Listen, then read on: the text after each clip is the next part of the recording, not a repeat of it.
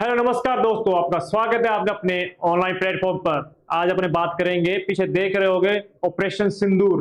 Operation सिंदूर के बारे में जानेंगे, क्या है ये, क्यों स्टार्ट करना पड़ा और क्या वजह रही होगी इस ऑपरेशन सिंदूर की, और आप सारी बात जानेंगे। ठीक है, चलिए स्टार्ट करते हैं अपने ऑपरेशन सिंदूर।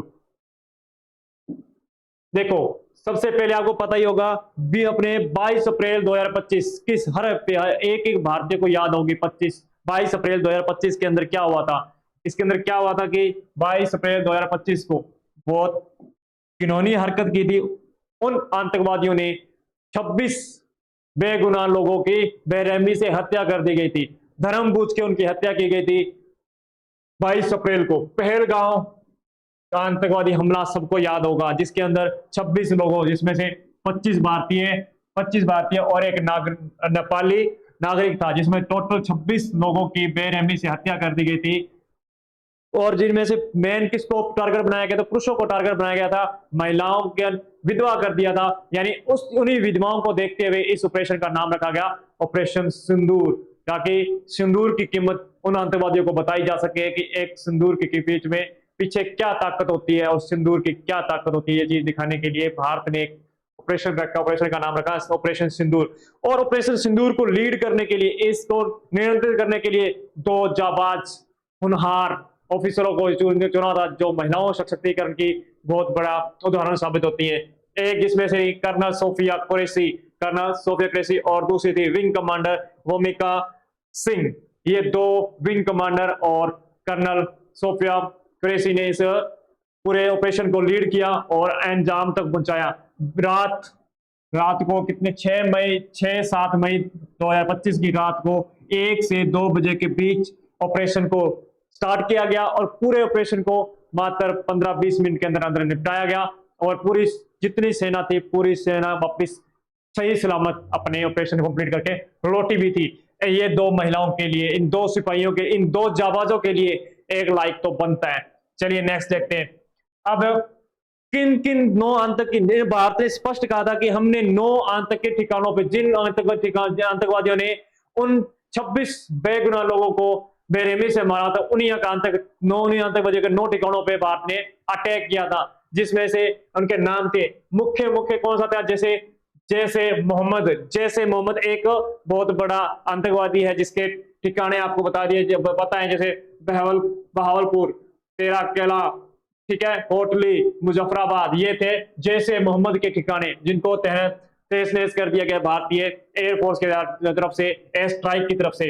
फिर था दूसरा नंबर था लश्कर ए तैयब के कौन कौन से ठिकाने, मुर्दे के बरनाला, कौन सा, फुजराबाद के इन 3 ठिकानों को किसके ठिकाने थे, ये लश्कर ए तैयब के थे। फिर हिजबुल मोहम्मदीन के 2 ठिकाने कोटली और सियालकोट, इनको भी एयरफोर्स ने तहस नहस करके छोड़ दिया था। और भारत ने स्पष्ट बताया था कि हमने कोई भी पाकिस्तानी अवाम को या उनकी सेना को कोई टारगेट नहीं बनाया, सिर्फ और सिर्फ हमने अपने आतंकवादियों को ही ठिकाना बनाया, जो पाक वे पीओके के अंदर जो पाकिस्तानी ठिकाने, अपने आतंकवादी ठिकाने थे, उन्हीं को टारगेट बनाया गया था। भारत ने स्पष्ट भी बताया और इसके सबूत भी दिए। चलिए नेक्स्ट देखते हैं। फिर आपने भारत ने आप अटैक किया, उसके बाद में पाकिस्तान ने इसकी जवाबी कार्रवाई जवाब देते हुए सोचा कि पाकिस्तान ने यह कहा कि भारत हमारे खिलाफ, हमारी जनता के ऊपर अटैक कर रहा है, तो भारत की तरफ पाकिस्तान ने 15 अटैक, एक साथ 15 सिरों पे अटैक करने की कोशिश की। लेकिन हमारे पास S-400 था। S-400 क्या है, ये S-400 उसके बारे में जानेंगे। इस S-400 ने अपने एयर डिफेंस ने उन 15 शेरों के ऊपर जो अटैक होने वाले 15 मिसाइलों को नस्ते नाबूद कर दिया और उनको नष्ट कर दिया हवा के अंदर ही, और पाकिस्तान को बता दिया उसके ऊपर। और ये देखिए S-400 क्या है। S-400 एक लॉन्ग रेंज के अंदर और हवा के अंदर कोई भी मिसाइल को, कोई भी ड्रोन को, कोई भी दुश्मन देश के अटैक को निस्ते नाबूद कर सकता है, नष्ट कर सकता है। और ये कब रसिया ने कब, रूस ने इसको 2007 के अंदर अपनी सेना के अंदर शामिल किया। और जब 2018 के अंदर व्लादिमीर पुतिन भारत के अंदर दौरे पे आए थे, तब भारत ने इससे 2018 के अंदर 40,000 करोड़ के अंदर 5 ऐसे रेजिमेंट्स खरीदने की बात की थी, 5 रेजिमेंट्स खरीदने की बात की थी। और 2021 तक 2021 तक भारत के पास 3 रेजिमेंट पहुंच चुके हैं और 2026 के अंदर 2 रेजिमेंट और पहुंच जाएंगे और भारत बहुत दृढ़ और बहुत शक्तिशाली पावर के साथ ये आज तक की वर्ल्ड के अंदर सबसे powerful air defence system Bharat के पास है। ना किसी और देश के पास, ना पाकिस्तान के पास है, ना चाइना के पास है और ना ही किसी और देश, गिने चुने देशों के पास है। भारत भी उनमें से एक है। एयर डिफेंस 400 के एयर डिफेंस से भारत ने अपने पूरे देश को सुरक्षित कर रखा है। पाकिस्तान के एक अटैक को भी कामयाब नहीं होने दिया इस S-400 ने। अब देखते हैं नेक्स्ट। अब जो S-400 क्या है ये देखते हैं पहले। इसके अंदर एक सबसे पहला रेडार होता है, सर्विलांस रेडार। सर्विलांस रेडार क्या करता है, इसकी रेंज क्या होती है, इसकी रेंज होती है 600 किलोमीटर, सॉरी 400 नहीं 600 किलोमीटर इसकी रेंज होती है कोई भी टारगेट को डिटेक्ट करने की। मान लो 600 किलोमीटर के अंदर कोई इसके एरिया, इसके 600 किलोमीटर के एरिया के अंदर कोई भी टारगेट आएगा, जैसे ड्रोन हो गया, मिसाइल होगी, क्रूज मिसाइल होगी, बैलिस्टिक मिसाइल होगी, या कोई एयरक्राफ्ट हो गया, कोई भी विमान हो गया, कुछ भी दुश्मन अटैक करेगा, ये 600 किलोमीटर के अंदर आते ही इसके डिटेक्ट कर लिया जाएगा, बता दिए अपने लॉक कर ले, पता लग जाएगा इसको कि कोई टारगेट भारत की तरफ या दुश्मन देश की तरफ से आ रहा है। तो इसकी रेंज तो क्या है, अटैक करने की रेंज तो क्या है 400 किलोमीटर। अटैक कब करना स्टार्ट करेगा, जब ये 400 किलोमीटर के अंदर कोई भी चीज घुस जाएगी, कोई भी दुश्मनी विमान हो गया, मिसाइल होगी, घुसेगी, तब ये अटैक करना स्टार्ट करेगा। लेकिन देखने की क्षमता इसकी कितनी है, 600 किलोमीटर तक इसको ये अपने लोग को देख सकता है। ये रेडार है 600 किलोमीटर तक चारों तरफ देखती रहती है, कहां से कोई अटैक नहीं आता तो नहीं रहा। और जब ये टारगेट देखता है तो ये टारगेट किसको हैंड ओवर कर देता है, ये कर देता है फायर कंट्रोल को। फायर कंट्रोल का काम करता है। फायर कंट्रोल का फिर काम क्या होता है, फायर कंट्रोल उस टारगेट को क्या करता है, लॉक करता है। उस टारगेट को लॉक करता है। लेकिन देखा किसने, सर्विलांस ने। सर्विलांस रेडार उसको देखता है, डिटेक्ट करता है और हैंड ओवर कर देता है फायर कंट्रोल को। उसके कंपनी कंट्रोल को देखने के बाद वो कंट्रोल उसको लॉक करता है। फायर कंट्रोल लॉक करने के बाद वो टारगेट किसके पास चला जाता है, लॉन्चर के पास। लॉन्चर को बता दिया जाता है कि ये टारगेट इतनी दूरी पे है, इसके ऊपर ये वाली मिसाइल कर छोड़नी है और इसके ऊपर अटैक करना है। तो फिर ये अपने ये देखो, ये है अपना लॉन्चर के अंदर 4 मिसाइलें, 1 ये 2 ये 3 4 मिसाइलें अपने अलग, चारों मिसाइलें अलग अलग काम करती है, अलग अलग रेंज के हिसाब से। जिस रेंज के हिसाब से वो टारगेट आएगा उसी रेंज के हिसाब से मिसाइल छोड़ दी जाएगी।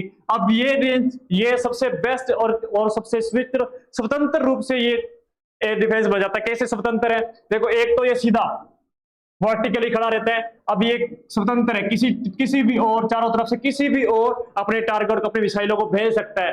एक तो होते हैं इस तरह से झुके हुए होते हैं और ये सिर्फ इसी तरफ से भेज अपने टारगेट को निस्तेनाबूद कर सकते हैं। लेकिन ये स्वतंत्र है, चारों तरफ कहीं भी कोई तरीके से, कहीं से भी कोई भी देश से अटैक आता है तो उसकी तरफ अपना मिसाइल छोड़ सकता है। ठीक है, उसके बाद आगे देखते हैं S-400। देखो ये देखो इसके अंदर क्या है, ये सबसे पहले इसका एरिया है, ये सारा एरिया है। कोई भी कोई टारगेट आ रहा है इसको डिटेक्ट कर, जैसे ये एरोप्लेन आ गया, इसको डिटेक्ट किया, इसने रेंज भेजी किसको, ये कंट्रोल एरिया को। कमांड, ये कमांड व्हीकल होता है उसके पास। यहाँ पे ये होता है फायर कंट्रोल को एरिया भेजा, ये जाएगा किसके पास, ये कंट्रोल भेजेगा इसके पास, भेजेगा लॉन्चर के पास ये अपने हिसाब से भेजेगा। हमेशा याद रखना, लॉन्चर हमेशा मिसाइल छोड़ेगा तो एक साथ 2 मिसाइलें छोड़ता है। कितनी मिसाइलें छोड़ता है, 2 मिसाइलें छोड़ता है। क्योंकि अब देखो 2 मिसाइलें छोड़े, एक टारगेट मिस कर सकता है लेकिन दूसरा मिस नहीं होगा। 100% एक्यूरेसी के साथ 2 मिसाइलें छोड़ी जाती है, 100% एक्यूरेसी। यानी एक मिसाइल से टारगेट मिस भी होता है, दूसरा तो 100% उसको हिट करेगा ही करेगा। जैसे देख सकते हैं ये 2 मिसाइलें एक साथ छोड़ी गई है। टारगेट कौन सा, टारगेट तो एक ही है लेकिन मिसाइलें कितनी आ रही है, 2। अगर पहले बार से चूक गया तो दूसरे बार तो उसको हिट करेगा ही करेगा। तो ये इसका एरिया होता है, इस तरह से ये कार्य करता पूरा S-400। ठीक है, अपने आगे देखते हैं S-400 के बाद। देखो अब इसके अंदर क्या होते हैं, तो आपको लॉन्चर दिख रहे होंगे, एक ये पहला लॉन्चर, ये दूसरा, ये तीसरा, ये 4 लॉन्चर दिख रहे हैं। इसके अंदर एक चीज होती है, 4 लॉन्चर हैं तो किसके अंदर, एक लॉन्चर के अंदर पहले बात कर लेते हैं। एक लॉन्चर के अंदर कितनी मिसाइलें होंगी, 4 मिसाइलें आपको दिख रही होंगी। ये देखो 4 मिसाइलें इसके अंदर भी, 4 इसके अंदर भी, 4 इसके अंदर भी, 4 इसके अंदर भी।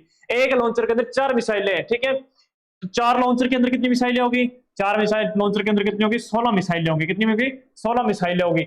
जब देखो 4 लॉन्चर, ये 4 लॉन्चर और 4 लॉन्चर मिल जाते हैं तो उसको एक लॉन्चर के तो 4 मिसाइलें। लेकिन जब 4 लॉन्चर मिल जाते हैं तो उसको क्या बोला जाता है, एक बैटरी बोला जाता है। क्या बोला जाता है, एक बैटरी बोला जाता है। तो एक बैटरी बराबर किसके होती है, 4 लॉन्चर के। यानी 4 लॉन्चर मिलकर एक बैटरी का निर्माण करते हैं। जैसे को ये 4 लॉन्चर खड़े, तो ये एक बैटरी का निर्माण कर रहे हैं। वैसे देखो अब 4 लॉन्चर यहाँ पे भी हैं, ये 1 2 3 4, अब ये 4 लॉन्चर, ये 4 लॉन्चर, ये टोटल 8 लॉन्चर मिलके क्या बनेंगे, 8 लॉन्चर मिलके क्या बनेंगे, 2 बैटरी। क्या बनेंगे, 2 बैटरी। और 2 बैटरी को क्या बोला जाता है, एक रेजिमेंट। क्या बोला जाता है, एक रेजिमेंट बोला जाता है, एक बटालियन बोला जाता है। तो ऐसी एक रेजिमेंट नहीं, भारत ने 5 रेजिमेंट, 5 बटालियन यानी 5 रेजिमेंट को ऑर्डर दिया है रसिया को, जिसमें से 3 भारत को मिल चुकी है और 2 2026 तक भारत को मिल जाएंगी। जिसके 2 पाकिस्तान के एरिया की तरफ, 2 चाइना की तरफ अपने लगाई जाएंगी और एक अपने दिल्ली के आसपास के एरिया के अंदर लगाई जाएगी, ताकि दिल्ली के एरिया को भी अपने सुरक्षित किया जा सके। सबसे ज्यादा खतरा भारत को पाकिस्तान और चाइना से रहता है, तो इसलिए 2 चाइना की तरफ होंगे और 2 पाकिस्तान की तरफ लगाई जाएंगी। ठीक है, ये अपने पूरे तरह से सिस्टम काम करता है। अब देखो ये हमेशा देखो सीधी खड़ी रहती है, तो अपने स्वतंत्र रहती है किसी भी और अटैक करने के लिए। नेक्स्ट स्टेप अपने देख लेते हैं, अपने क्या बताया अपने अभी, एक लॉन्चर के अंदर कितने मिसाइलें, 4 मिसाइलें, 4 मिसाइलें और 4 मिसाइलें, और 4 लॉन्चर के अंदर कितनी मिसाइलें हो जाएंगी, 16 मिसाइलें हो जाएंगी। और ये किसको क्या बोला जाता है, 4 मिसाइलें के 4 लॉन्चर किसके बराबर हो जाएंगे, एक बैटरी के बराबर हो जाएंगे। वहीं पे अगर 8 लॉन्चर बराबर किसके हो जाएंगे, 2 बैटरी के, और बराबर ये किसका हो जाएगा, एक रेजिमेंट के। और इसके अंदर कितने मिसाइलें हो जाएंगे, टोटल 8, तो इसके अंदर देखो 16 यहाँ पे होगी और 16 यहाँ पर टोटल हो जाएंगे 32 मिसाइलें हो जाएंगी किसके अंदर, एक रेजिमेंट के अंदर 32 मिसाइलें हो जाती हैं। और टोटल 32 मिसाइलें इंटू 32 मिसाइलों को इंटू 5 से कर लें तो कितने बन जाएंगी, 32 इंटू 5 कर लेते हैं, 160 मिसाइलें।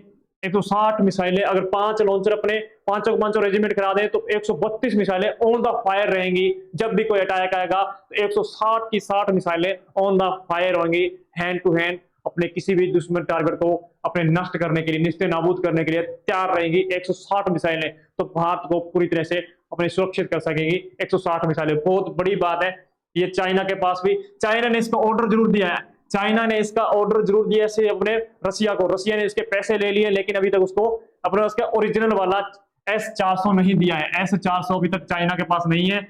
चाइना के पास है S-300, चाइना के पास है S-300। और भारत को मिलने वाला बहुत जल्द मिलने वाला F-35 जो एयरक्राफ्ट है, जो एयरक्राफ्ट है, जो लड़ाकू विमान है F-35 जो भारत को मिलने वाला है, इसको भी ये लॉक कर सकता है। इसको भी ये लॉक कर सकता है कौन, S-400, इसको भी लॉक कर सकता है, इसको भी नष्ट कर सकता है। इतना पावरफुल है S-400 एयर डिफेंस सिस्टम अपना बहुत शक्तिशाली एयर डिफेंस है। तभी तो कहते हैं ना, पाकिस्तान के एक भी टारगेट को, उसके एक नाकाम मंसूबे को कामयाब नहीं होने दिया इस S-400 ने। भारतीय सेना ने तो कुछ काम भी नहीं किया, इस S-400 ने अकेले ने पूरी पाकिस्तान को हिला के रख दिया। क्योंकि ये काम कैसे करता है, ये देखो काम क्या करता है, ये काम अपने आप करता है। देखो ये पहले, सबसे पहले क्या करता है, जैसे ये एरोप्लेन आ रहे हैं, ये कोई टारगेट आ रहा है तो उसको देखेगा, उसको देखने का काम भी कौन कर रहा है, 600 किलोमीटर के अंदर उसका एरिया है, 600 किलोमीटर के अंदर देखा कौन, S-400 देखेगा। और इसको टारगेट को लॉक भी कौन करेगा, S-400 करेगा। और इस टारगेट को नष्ट भी, हिट भी कौन करेगा, 400 किलोमीटर के अंदर आते थे कौन करेगा, S-400 करेगा। और S-400 एक और काम करता है, जहां से ये मिसाइल आई है वहां पे भी उस जहां से भी मिसाइल आई है उस एरिया में जाकर अटैक करना, उस डिफेंस को नष्ट कर देना जहां से भी ये मिसाइल आई है, चाहे पाकिस्तान के किसी भी अपने एयरफोर्स डिफेंस से आई हो, एयरक्राफ्ट से आई हो, कहीं से भी आई हो, उस टारगेट को नष्ट करना, उस मेन जगह को नष्ट करना, इसका काम होता है S-400 का।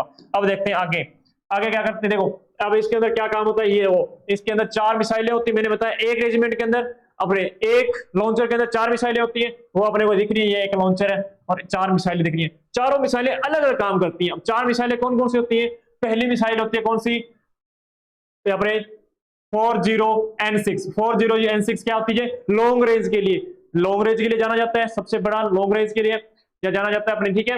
और इसके अंदर क्या होता है, 400 किलोमीटर की सबसे लंबी दूरी है, तो 400 किलोमीटर रेंज तक ये अटैक करेगी कौन सी मिसाइल, 40N6, ठीक है। उसके बाद 2 नंबर वाली, अगर छोटे जगह पे कोई छोटा एरिया जैसे 250 किलोमीटर का एरिया है, तो 250 किलोमीटर के अंदर का एरिया है, तो उसको कौन कंट्रोल करेगा, वो 250 किलोमीटर से लेके मान लो 300 किलोमीटर तक का एरिया है, जो कौन कवर करेगा, वो करेगा 48N6। ये एक मिसाइल है, ये 2 नंबर वाली मिसाइल उस एरिया को टारगेट करेगी, उस अपने टारगेट को कंप्लीट करेगी। उसके बाद आता है अपना थर्ड नंबर पे आती है ये छोटे वाले मिसाइल, ये 3 नंबर पर मिसाइल आती है, वो नाम N9M96E2।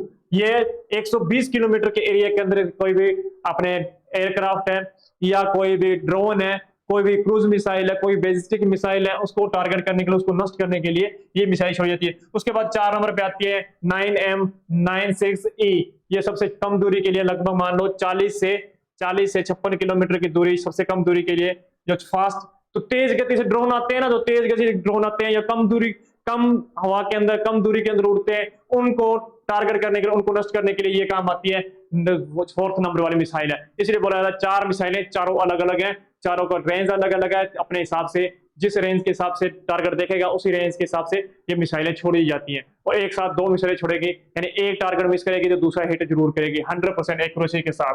ठीक है, ये आपको बता ही दिया, ये इस तरह से काम करता है सारा। ये अपना होता है कमांड पोस्ट। कमांड पोस्ट का काम क्या होता है, अब देखो सारा टारगेट देख लिया, कमांड पोस्ट का एक काम होता है कि टारगेट को चेक करना है कि टारगेट से वो मिस, वैसे मिस नहीं होता है, 2 मिसाइलें छोड़ी, दोनों में से एक तो हिट करेगी, लेकिन फिर भी अगर मिस हो जाए तो ये काम करता है कौन, कमांड पोस्ट की, वापस उसको टारगेट को वापस हिट करना, वापस मिसाइल छोड़ने का काम करता है। ठीक है, अभी मैंने ये बता दिया, एक लॉन्चर के अंदर 4 मिसाइलें, एक बैटरी के अंदर 4 लॉन्चर होते हैं, एक रेजिमेंट के अंदर 2 बैटरी होती हैं, और एक रेजिमेंट के अंदर कितनी टोटल 32 मिसाइलें होती हैं। ठीक है, टोटल मिसाइलें कितने बन जाती हैं 160। अब देखो 160 मिसाइलें, पाकिस्तान एक मिसाइल, एक परमाणु बम छोड़ने की सोचेगा तो ये एयरक्राफ्ट, ये एयर डिफेंस S-400 उसको हवा के अंदर ही नष्ट नाबूद कर देगा। 160 मिसाइलें एक साथ छोड़ दी जाए भारत की तरफ से तो पाकिस्तान का नामो निशान ना बचे। तो पाकिस्तान को याद आया होगा, पाकिस्तान को उसकी औकात बता दी है भारत ने कि भारत से पंगा लेना उसकी सबसे बड़ी गलती है। अगर एक कदम और बढ़ाता, वो शुक्र मनाओ पाकिस्तान के, जो पाकिस्तान के अपने टाइम रहते उसने समझौता कर लिया, नहीं तो भारत पाकिस्तान का इंट से बजाते हुए उसकी 2 गज की जमीन भी खींच लेता। तो ये पाकिस्तान की कह सकते हैं कि मत काम कर गई, दिमाग काम कर गया, अच्छे उसकी किस्मत थी कि उसके टाइम रहते ट्रंप ने भारत और पाकिस्तान को दोनों के बीच में समझौता करवा दिया, नहीं तो पाकिस्तान की औकात नहीं थी कि भारत के सामने टिक सके। जय हिंद।